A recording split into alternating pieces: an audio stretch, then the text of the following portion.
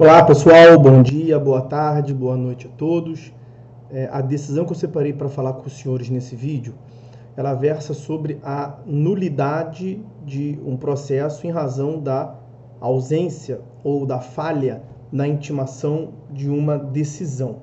Deixa eu lhes apresentar primeiro o julgado e eu já vou trabalhar com os senhores sobre os aspectos fáticos. Trata-se da ação rescisória número 6.463 de São Paulo, AR 6463. Como de costume, na descrição desse vídeo vocês vão encontrar a referência completa do julgado e a disponibilização da ementa e eventual outras observações que se fizerem úteis e necessárias. Vamos lá, vamos entender como é que se deu aqui a sucessão de fatos para ensejar essa ação rescisória. Nós tivemos uma outra ação, uma ação de indenização contra o hospital em razão de danos sofridos durante a internação. Deu-se uma sentença de procedência condenando o hospital a pagar indenização no montante de R$50 mil.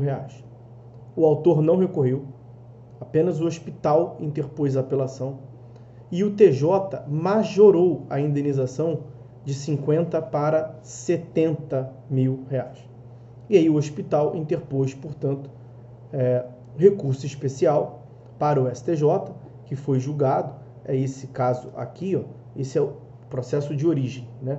O agravo em recurso especial 1.370.930 de São Paulo. Por meio desse julgado, o STJ deu parcial provimento para fins de reconhecer que houve uma violação ao princípio da reformatio in peius, porque como só o hospital tinha recorrido, não era possível que, ao julgar o recurso do hospital, o tribunal piorasse a situação jurídica do hospital. Então, deu-se parcial provimento ao recurso especial para reconhecer a nulidade do acórdão quanto ao que ultrapassa, aumentou de 50 para 70 mil e restabeleceu, portanto, o STJ restabeleceu a sentença que condenava o hospital a pagar ao autor a quantia de 50 mil reais. Desse acórdão do STJ, esse acórdão aqui, ó, o ARESP 1370.930, não houve recurso e ele transitou em julgado. Ocorre que houve um erro na autuação desse processo no STJ e foi cadastrado como advogado do autor um outro advogado. Então ele tinha o advogado X, foi cadastrado o advogado Y. E a intimação desse acórdão foi em nome do advogado Y e não do advogado X, que era o advogado constituído do autor. Então ele nunca tomou ciência desse julgamento e ficou, portanto, impossibilitado de defender os interesses do seu cliente, especialmente quanto à interposição de futuros recursos.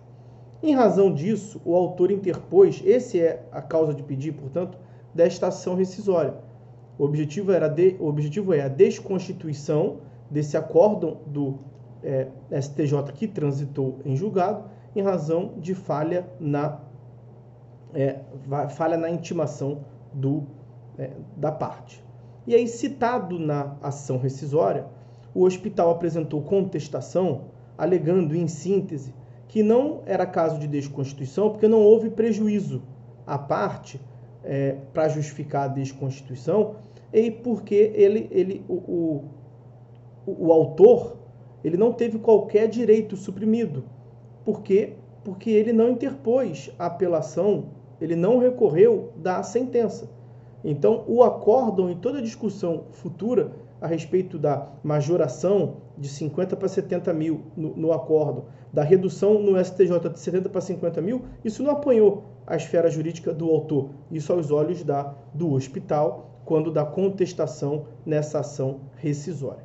E aí o STJ fez dupla análise, como de costume, em relação a esta ação rescisória. Primeiro, tratou da admissibilidade. E quanto à admissibilidade, citando esse paradigma, esse julgado paradigma do próprio STJ, o recurso especial 1.456.000 632 de Minas Gerais, foi consignado que esse vício poderia ser alegado, seja por ação rescisória dentro do prazo de 2 anos, seja por querela nullitatis insanabilis, que é aquela ação declaratória que é imprescritível. O julgado faz menção aqui a cabimento da querela nullitatis. Isso porque esse vício quanto à nulidade da intimação do advogado quanto à decisão proferida é considerado mesmo um vício transrescisório.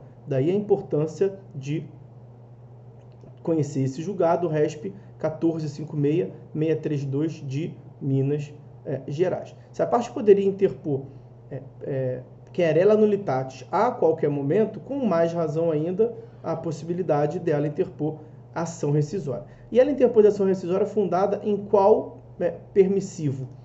No artigo 966, inciso 5º. Ela pediu a rescisão de uma decisão de mérito transitada em julgado, esse acórdão do STJ, por ter havido uma violação manifesta de norma jurídica. E qual norma que teria sido manifestamente desrespeitada? Especialmente o artigo 272, parágrafo 2º do Código de Processo Civil. O 272 trata das intimações. E aí o parágrafo 2º prevê: sob pena de nulidade, é indispensável que da publicação constem os nomes das partes e de seus advogados, com respectivo número de inscrição na OAB ou, se assim requerido, da sociedade de advogados.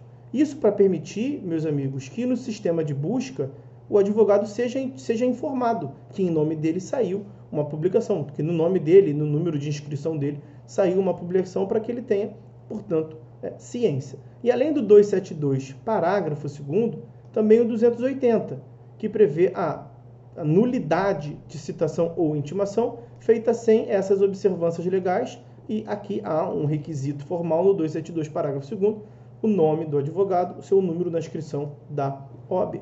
Então, ao julgar, já tinha julgado que era admissível a ação rescisória, porque esse é um vício transrescisório, até mais do que um vício rescisório, caberia querela nullitatis, com mais razão ainda caber ação rescisória. E no mérito, o que o STJ disse? Por unanimidade de votos, a seção julgou parcialmente procedente o pedido formulado na ação rescisória, desconstituiu a coisa julgada em relação ao autor, determinou o retorno dos autos à secretaria do STJ para que seja efetuada nova publicação, agora com o nome correto do advogado do autor, sendo-lhe oportunizada a apresentação de recurso. Isso porque houve nulidade em razão do equívoco na publicação em nome de advogado que não tinha e nunca teve representação nos autos, e não em nome do único advogado que o autor tinha constituído na ação originária, volto a dizer, nesta ação aqui que resultou no vício que ensejou a ação rescisória. Então houve violação manifesta ao artigo 272, parágrafo 2º. E quanto à contestação do hospital, no sentido de que não houve prejuízo ao autor, o que o STJ disse? O STJ disse que houve prejuízo sim, porque a ausência de intimação de decisão implica em provimento que implicou no provimento parcial do recurso interposto pela parte contrária, é sempre prejudicial à outra parte. Sempre que há uma decisão proferida no processo e a parte não é intimada dela, isto é sempre prejudicial. Então há um prejuízo presumido nessa hipótese que há um defeito ou ausência de intimação, porque isso impede a constituição e o desenvolvimento regular do processo. Então, constituem temas passíveis de serem examinados a qualquer tempo, em qualquer grau de jurisdição, independentemente de forma, porque é uma questão de ordem pública e não depende, portanto, de demonstração efetiva de prejuízo da parte, já que são vícios transrescisórios, como nós vimos.